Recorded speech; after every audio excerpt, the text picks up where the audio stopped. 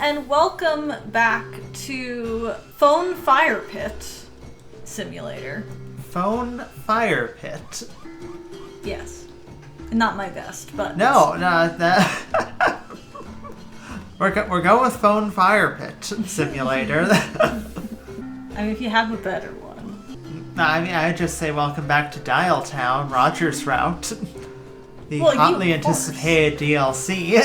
A hotly Phone Fire Pit anticipated DLC. Yes. Anyway, I'm Mods. I'm Mantis. Maybe not. Guess I'll just ask it what it wants then. I forget what was being said before, other than this place looks hellish. There's nothing holy about this place. Yes. We were talking about the fire pit and the fact that only holy fire tends to talk. Oh, that's right! Could you imagine? Instead of a burning bush, it's a burning barrel. Yes.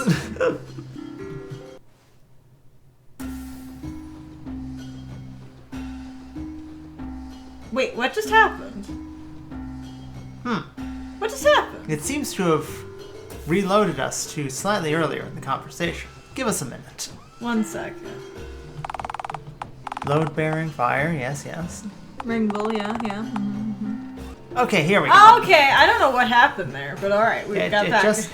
It just needed to reload us back to where we were. You know, you asked what happened, and the game answered. I guess the game... I'm a little concerned the game is listening to me. Hello, fire! Why have you summoned me here? Oh, hi.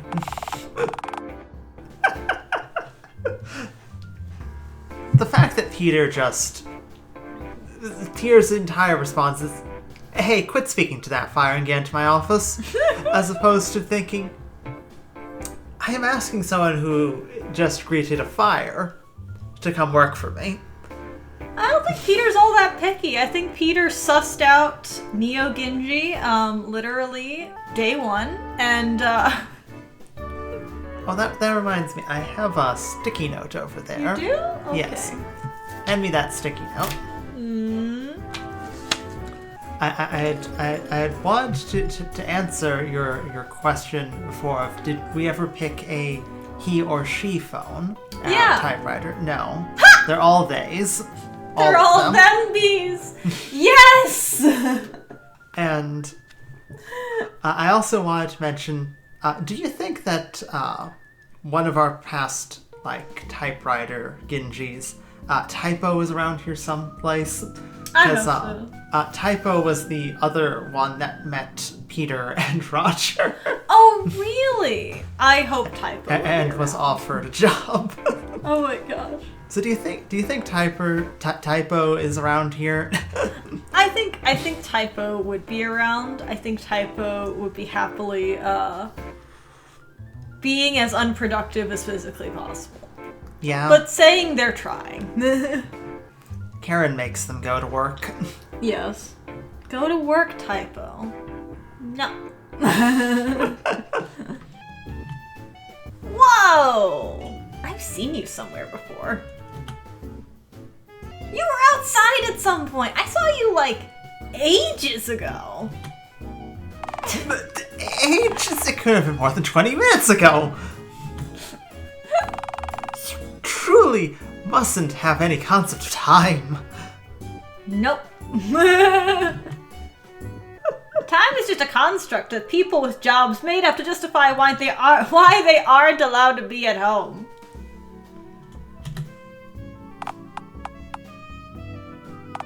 Just get into my effing office.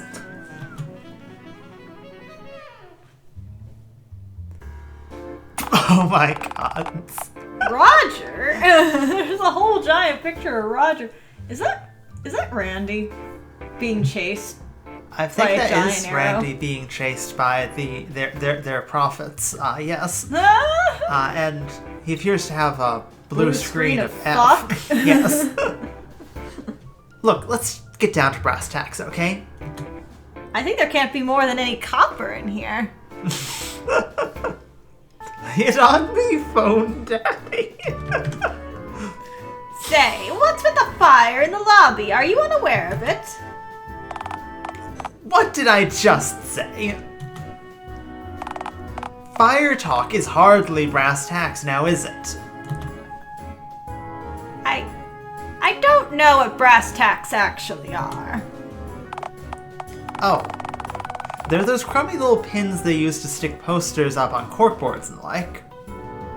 Okay, and the fire? Oh, we've got a gas leak nearby. Should we evacuate? It's fine. The fire eats up any of the flammable gas that seeps out of the wall before it can cloud the rest of the plant. It is a load-bearing fire. It is, in fact, our load-bearing fire. We are truly committed to keeping excess gas out of the rooms that aren't already full of the stuff. Okay, and the brass tacks. I already told you they're those... Oh, wait, you meant the brass tacks I told you wanted to get down to before we went off on this tangent, didn't you? Oh, sure, that's what I meant, yes. I'm brilliant. Sorry, I haven't been able to get much sleep lately. Right, so, as I've said before, we've got a problem, and at this point I'm desperate enough to ask for outside help. And, you know, everyone around here's far too busy to help. I mean, Joe's outside. Well, far too busy and far too hostile to this place's management to be willing to help, that is. I asked Joe for help this morning, and he spat in my face. Non-fleshy phones can spit. That's nice. What a nice gesture. Joe can, evidently. Joe would find a way.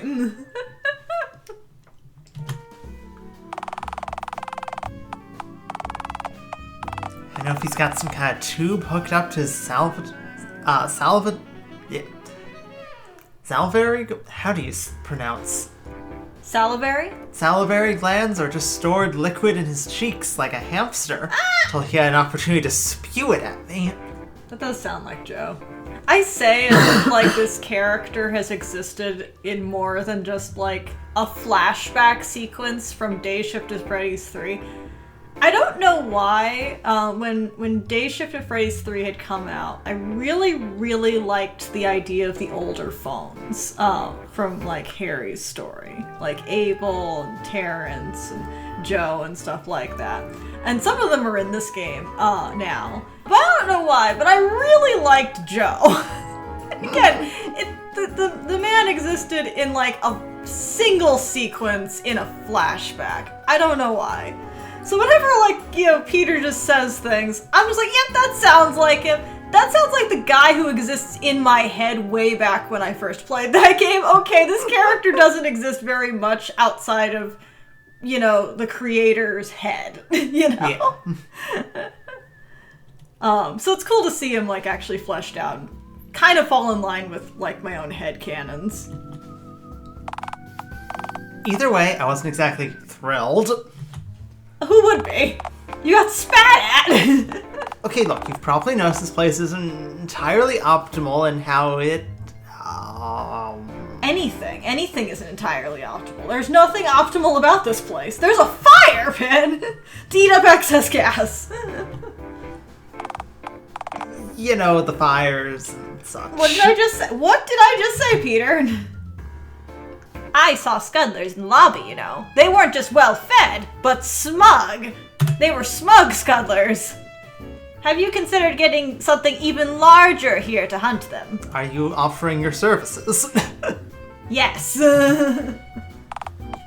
Okay, I know having isopods on our premises isn't exactly ideal, but this place is a pretty delicate ecosystem, and we try not to disturb it too much. What are the Scudlers possibly eating that it would be bad if the Scudlers stopped being around? They're eating the rats, you know? If we exterminated them, the rat population in here would flourish again. We have not played this before. We haven't played this game. I swear, we've just played a lot of games by DirectDogman, okay? And by a lot of games, I mean just the Dayshift games, but still. We're on the wave, same wave. And of course, Dialtown. Of course, Dialtown, the original, not the DLC. We're on the same. I mean, we just know his kind of humor. I think that's the That's what thing. brought the isopods here in the first place, actually. The rats. excess rats. All the rats brought the isopods in. Well, that and the humidifier we installed in the vain hopes of making this place less flammable. How is a humidifier going to make a place less flammable? It, improves the humidity in the air. It's harder for fire to spread to side that's moist. Okay. I think I follow. Is there any science behind that, Mantis? Yes, there is. I'm curious. I literally don't know. If you have Not a bit. I don't know. if you have a particularly dry season, Yeah. and there is a fire in a building, fire crews will typically spray nearby buildings with their hoses to prevent the fire from spreading via the wind. That's interesting. So essentially a humidifier would put moisture in the air so the air wouldn't be dry, similar in that fashion. Yes. Okay, that's interesting. I don't think that actually would help with a building fire. Probably not, but... Because you'd need quite a lot of moisture to make, a wall be less flammable. But... This is the best they could do with the least amount of money. In truth, I've never heard of any business having to deal with a scuttler infestation other than my brother's pizza joint, which sounds all the more dire now that I'm saying it out loud. Are you sure you didn't get it from your brother's? They followed me Pizza from joint? Colorado. They followed you all the way here from Colorado. They hitched a ride. They've got little, sacks on sticks. Where's that phone dude going? I bet we can populate, his workplace too. Yeah. You probably remember the fellow I was walking back to work with when we encountered each other outside. Yes, the other orange fella that's annoying you. Roger? The orange sweaty guy. The orange sweaty guy. Oh yes, the orange sweaty guy. He had a hat that was driving you too apart. You need to get a hat of your own, Peter. Yeah, that's almost correct. Good job. Thanks, I'm doing my best today. To put it bluntly, Roger's a nice, likable guy. He hasn't adapted to running this plant very effectively. He has a tendency to hide behind the pod fern in his office when people complain to him about the issues our plant faces. Which, as you can imagine, occurs staggeringly often. I can imagine that happening quite a bit. Roger doesn't understand the source of these hurdles all too well, and as such tends to try and fix our problems by implementing pointless blanket solutions, which usually only worsen things. Speaking of which, did you know that our humidifier is now causing a massive black mold issue? Oh god! Like hiring therapy emus to help workers cope with their immense stress, or changing the things we produce here on a whim without buying new manufacturing machines first. Peter, why are you not manager? Why are you letting Roger run things? Roger's not... Roger was the one given the managerial position, Mots. I can't do anything except try to make sure that he doesn't give us bankruptcy in 24 hours.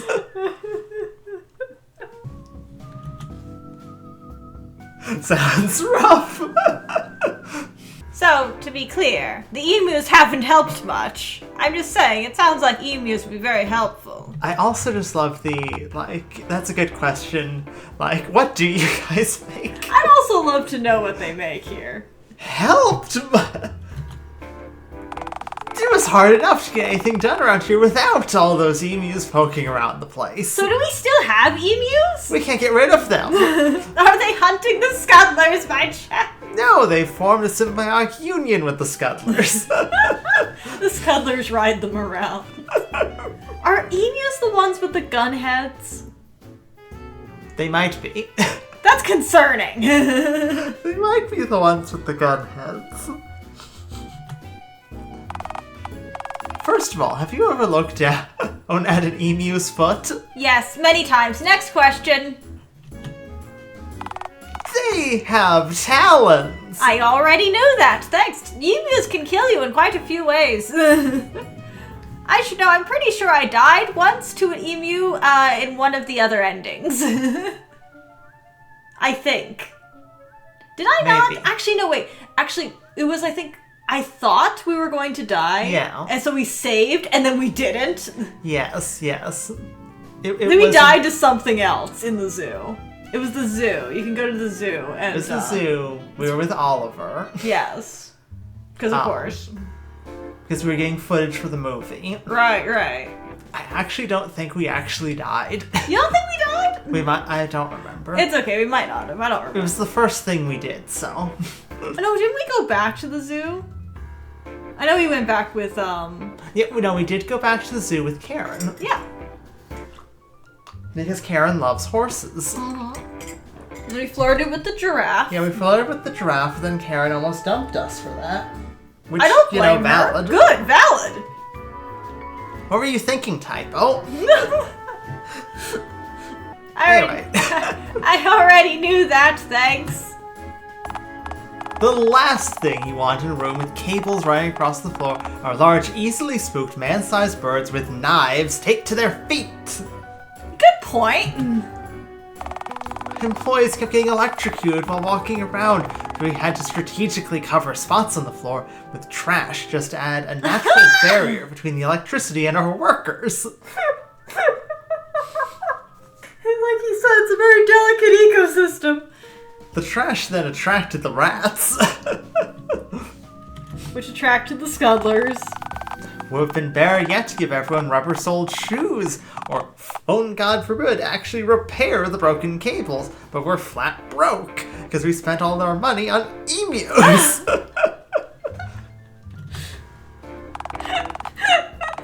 Nobody's been paid in well over a month, all employee benefits are out the window, and the workers who've stuck around out of desperation or loyalty are all each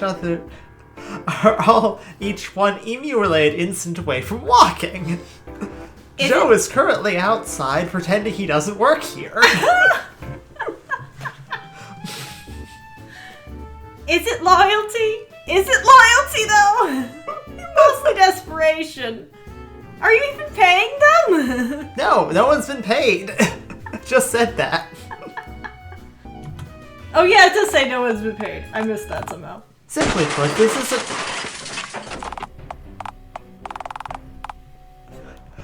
Ah, fuck! I've had it with these fucking emus!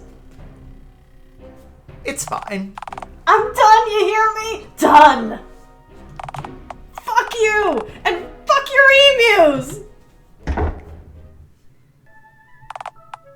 Well, there goes Walt. Oh, there goes Walt! You know, good for Walt. Get out of here, man. If I'm being honest, I'm impressed they stuck out this long. I mean, I'm only still here... What? Look, I like Roger. I really do.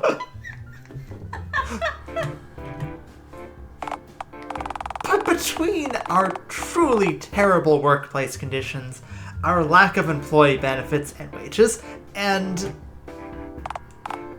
oh man, the scams, don't get me started on those. This whole place sounds like a scam. What are you possibly... Yeah, but more specifically, there's the recent mess that we've had with the,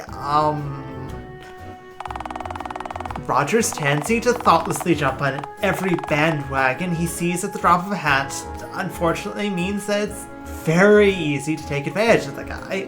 Oh no. With how clumsy he seems, I'm sure he drops his hat quite often. Shut up. I don't know what I did wrong. Recently, we've had a horde of fraudsters, crooks, hooligans, and ne'er-do-wells turn up here trying to get Roger to pledge the plant's remaining funds towards investing in pyramid schemes, Ponzi schemes, and anything else that comes across his desk. Sooner or later, somebody's going to come in and ask if they can counterfeit $2. I say try, because Roger had to turn down the last few due to him already draining the employee health insurance fund to buy all those wicker golf clubs. Wicker golf clubs? What do we need wicker golf clubs for? He doesn't even golf! What was he thinking? I don't know, Peter. Not only has it effectively undermined all of my attempts to restore our coffers, but having the boss attempt to peddle dodgy vacuum cleaners and gravel-based vitamins. Gravel-based vitamins, you say? Yum. Onto our workers has really hurt morale. I like to think every time Peter does the animation where he's, moving his hands like that Gingi, who I always imagine is crouched on the floor, like almost like on, 4 legs despite being bipedal, just goes every time. Yes.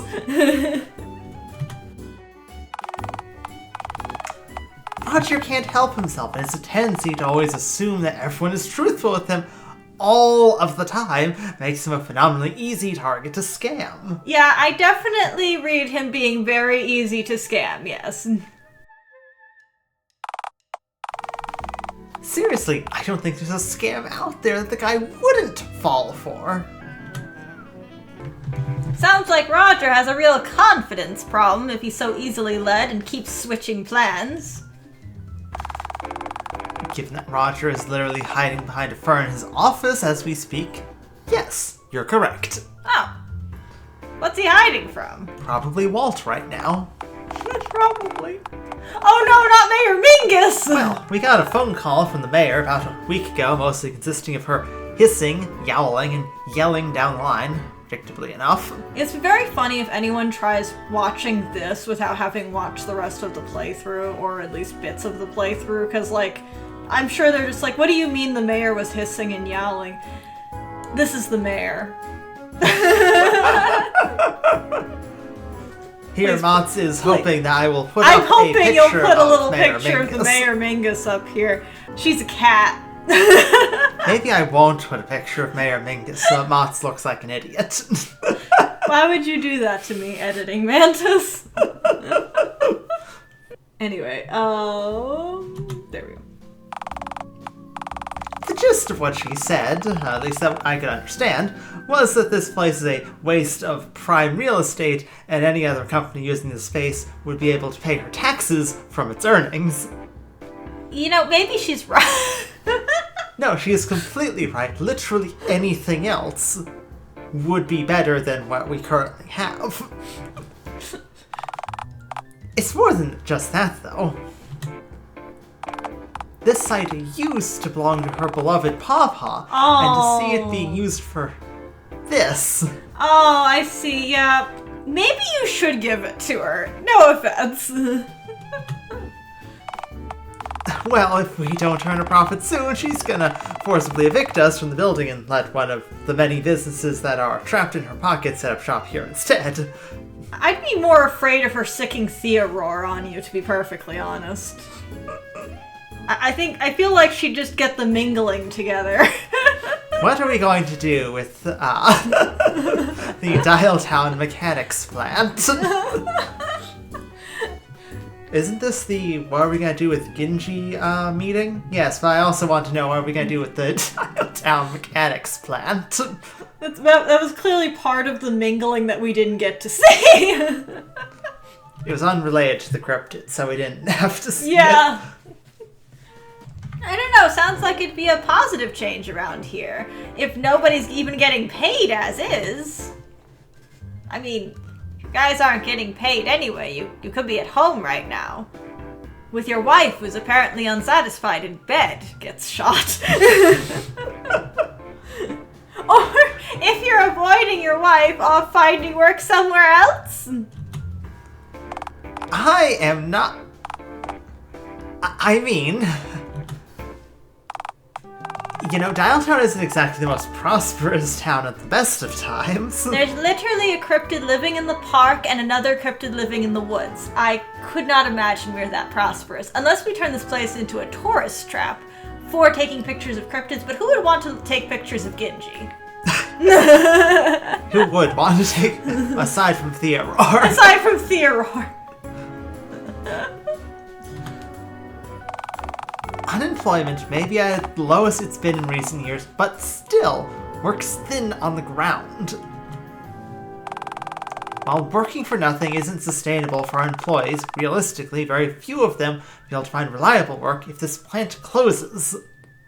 Where are they going to go work? The burger hovel? They aren't hiring, they chase away cryptids that hang around the glass. Peter, I'm going to throw a revolutionary idea to you. Maybe you should usurp Roger.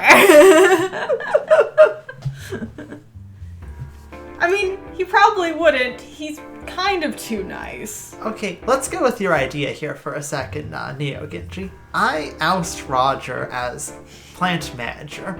With what money do I then make the plant profitable? Garage sale. We can't give away this crap. Car wash. And garage sale. We turn the plant into a car wash. We do a fundraising car wash so we could buy a thing that will allow us to print a thing that people want to buy. You know, it's a better plan It than... worked in Chowder. Fictional TV show. Okay, well that is a better plan than anything Roger's come up with. I don't think anyone's gonna willingly bring their car down here to have it be washed by a bunch of employees that don't want to be here. They're definitely not going to want to after they see the load-bearing fire that you have in a barrel downstairs. Exactly my point. Most of us would have no other choice than to leave town and take what family we can with us. At least while our doors are still open, our workforce can cling to the hopes that we can still turn things around. This place closing is an end game, you understand, for all of us. I'd have to go back to Colorado. You I'd don't have want to to go talk back to to my it. brother. Let's talk to my brother and his 8-foot-tall purple cryptid boyfriend. I don't know what their relationship is. And let me tell you, I am not asking him for a job at his pizza place. I mean, managerial position's always open. I'd rather die.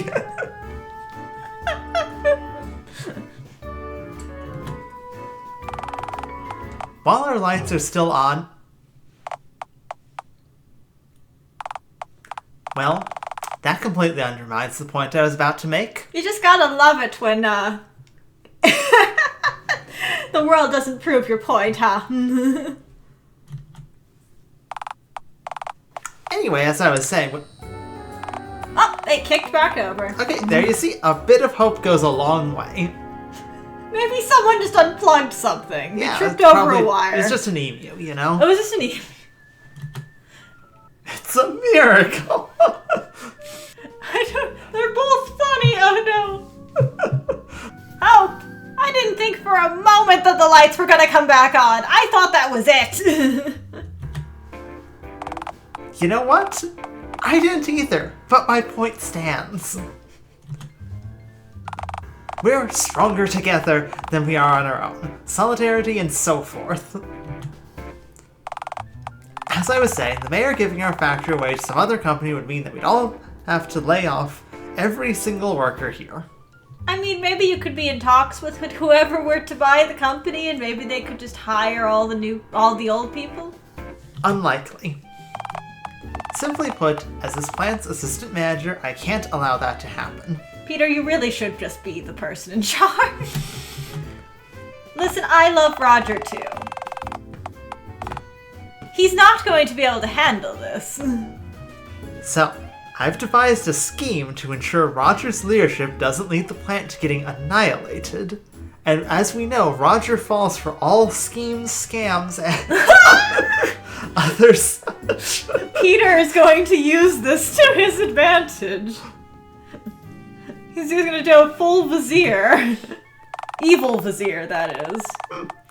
I booked a slot in Roger's schedule for a slideshow presentation this evening, during which he'll explain his plan on how to save this place from the brink of collapse. I don't think this is a good idea, Peter. Everyone knows it's happening, and the staff have kindly agreed to stay back this evening to witness the big spectacle. Now, here's the thing. Roger isn't exactly the most tech-savvy person out there. He's still on page 1 of that thing. Didn't he say he was on slide 1? I believe that was in a trailer. Oh, that was in a trailer. Ignore I said that. Spoilers. He's also bad at public speaking, decision-making, persuasive speech, motivational speaking, articulating language, getting a point across, etc., etc. I choose to believe that we can kind of see Roger just off screen here, just hiding behind the plant that they said that cowering behind the fern. We can legitimately just turn our little phone eye and see him hiding behind there. His strengths mainly lie in his ability to fall for magic tricks easily, lust for life, and naturally high will of empathy. Yes, that does sound like Roger. None of which help him in the slightest at giving slideshow presentations or being a manager.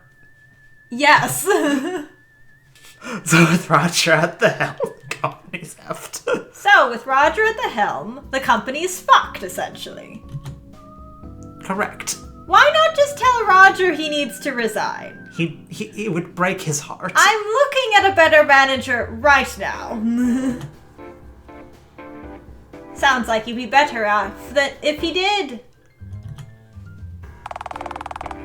Roger suffered pretty badly with his self-esteem before he was chosen to lead this place, and... Okay, I could march right into his office and rail the guy on his lack of progress, even order him to resign, sure. But being told that he's incapable of doing anything right by the last person he has left to turn to could... Look, I like Roger. I don't know how I'd sleep at night if I had to go to bed knowing that I was the reason he wound up back on the bottle. Oh no. Poor Roger. I will have to admit that while I have played Dayshift 3 several times, I was not able to finish it the third time with Roger's route. I did get to Roger. I met Roger, but I did not get to the end with Roger, which is unfortunate because Roger actually has voice acting at the end of Dayshift cool. 3. Yes. I think I have seen that part particularly, but I thought that out of context. Which is unfortunate. So this is kind of more of my introduction to Roger, despite I kind of do know he's like a nervous fella. He's not too dissimilar, obviously. So this has more in introduction to him for me than the games, particularly because I was not able to finish it. It's a long game. Yes. It was a long game, and you get 3 different phones that you can go through, and I did Harry, and I did what's the purple phone's name? Was it John? Jake? Was it Jake? Was it Jake? I don't remember. Maybe. I believe it started with a J. I did those 2, and they were great. I love them dearly. And I did start Roger, I just didn't finish Roger. Peter, sweetie, I understand. Maybe you could switch positions. Maybe he could be assistant manager. I don't know, honey. I don't know, man. I've got a cluttered desk, a packed schedule, and a lot on my mind. You're basically already running the company, but you can't make the big decisions. I'm Exactly. just saying. That's the problem. That's the problem. So, it'd be really valuable to me to have someone making sure Roger's actually, working on the presentation instead of just procrastinating until closing time. Yeah. be rewarded. Sounds maddening. It'd be really valuable to you, huh? Exactly how valuable are we talking here? Are we talking $2 perhaps? Valuable? I'll give you exactly $5 if you do this frustrating and otherwise thankless task for me. $3 more than I need, narrator. What will I ever do? I'll be rich.